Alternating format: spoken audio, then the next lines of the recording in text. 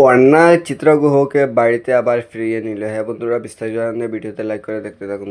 কথা সিরিয়ালে আগামী এপিসোডে আমরা দেখতে পাবো যে চিত্রগুহ যেই মেয়েটার কথা বলেছিল অন্যাকে, সেই মেয়েটার কাছে অন্যা গিয়েছিল। সেখানে গিয়ে অন্যা মিনকাতি করে সেই মেয়েটাকে মানিয়ে সেই মেয়েটার বাবাকে নিয়ে আসে। সেই মেয়েটার বাবা হলো উকিল।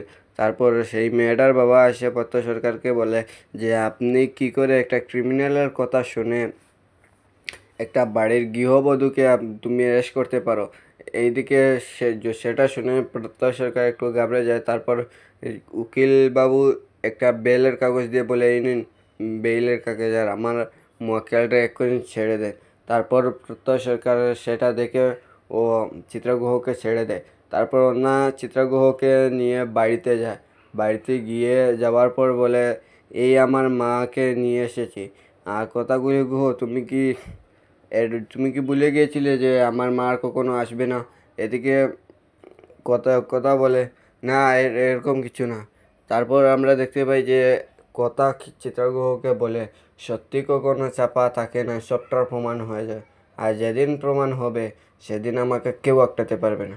তাই আপনাদের কি মনে হয়, সত্যি কি কথা সত্যি প্রমাণ করতে পারবে? অবশ্যই কমেন্ট করে জানাবেন। আর আগামী সকল আপডেট পেতে চ্যানেলটি সাবস্ক্রাইব করে পাশে থাকবেন। ধন্যবাদ সবাইকে।